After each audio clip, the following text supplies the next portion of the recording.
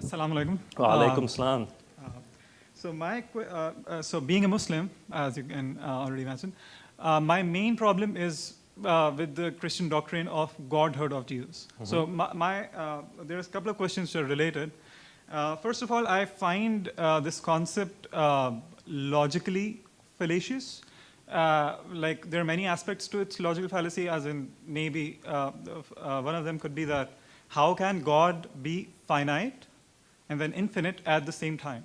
Like this is like it's like saying that there could exist a square circle. It's a logical fallacy, right?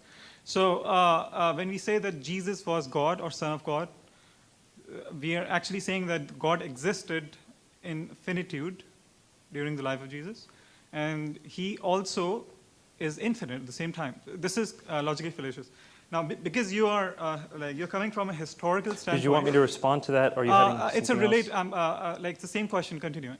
So, because you're coming at it from a historical standpoint, another thing that adds, like the historical evidence that adds, like that supports this argument, is that the concept of Trinity, the word Trinity itself, it doesn't appear as a theological term till near the end of the 2nd century after Jesus. So it was first used as trias by Theophilus, the bishop of Antioch, in AD 180. So we can, adding up to that, when you refer to Mark chapter 14, verse 62, which is what you say is the proof that Jesus claimed to be God, are you really applying the same criteria of objectivity that you were applying previously to the Quran when interpreting this as meaning that Jesus is claiming himself to be God? Because if you look at it completely objectively, looking at the entire text, there is nothing in the entire text that's saying that Jesus claimed to be God. And in fact, the verse that you yourself quote is actually saying Son of Man. So, I mean, these are great questions. Don't go anywhere. What's your name? Munzir. Munzir, where are you from? I'm from Pakistan. Pakistan. Bahut khushi hui aapse milke. I had the exact same questions when I was when I practiced Islam. What I want to point out is that first and foremost, what we have to see is what Jesus claimed for himself. Now, the secondary stuff that follows, the theological unfolding or unpacking of what he said, we can spend years and years debating what it means. But what did he say about himself? That's the first thing we want to look at. So again, that's a historical perspective. Theologians argue all day long, back and forth, back and forth. You know, theologians argue all the time, and I just sit back and watch and smile because you can't really prove it one way or another. But when it comes to historical events, we can show with relative degrees of certainty, if the evidence is good, if the records are good, what the most likely conclusion is. So first, and let me give you an answer before, if you feel like interjecting, we can talk afterwards. First, I want to point out you are absolutely right. The term Trinity is not used till the end of the 2nd century. What is the doctrine of God called in the Quran? In Islam, what is the doctrine of God called? Tawheed. Tawheed. Is that in the Quran? No, the word Tawheed. The word Tawheed is a derived word from Ahad. Alhamdulillah, good. So you understand, the word Tawheed is not itself in the Quran. In the same way, the word Trinity is not itself in the Bible. This doesn't pose a problem. The Shahada is not found in the Quran. You have the components of the Shahada in the Quran, but you do not, you do not have La ilaha illallah Muhammad Rasulullah in that way found in the Quran. The components are found in the Quran. With the Trinity, the components are found in the Bible. So, the word Tawheed does appear in the Hadith. Oh, that's great, but it's not in the Quran. Narrations of the Prophet. And the Hadith is much later. So we're looking at you asked for the Bible, and we have within the early canonical tradition, people calling God a Trinity in the early canonical tradition. In fact, much closer to Jesus' time than the Hadith were to Muhammad's time. So whichever way you stack it, when you're consistent, you end up with a stronger case for the Trinity, for Jesus' deity.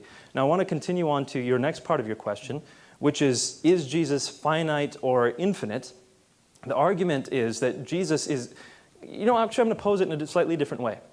Can Allah come onto this world if He wants? Can He be in this world if He wants? I wouldn't think so. You wouldn't think so. So Allah's omnipotence is limited. He can't come onto this world. It's like basically Allah Ta'ala cannot do logically fallacious thing. Like he cannot create a square circle, right?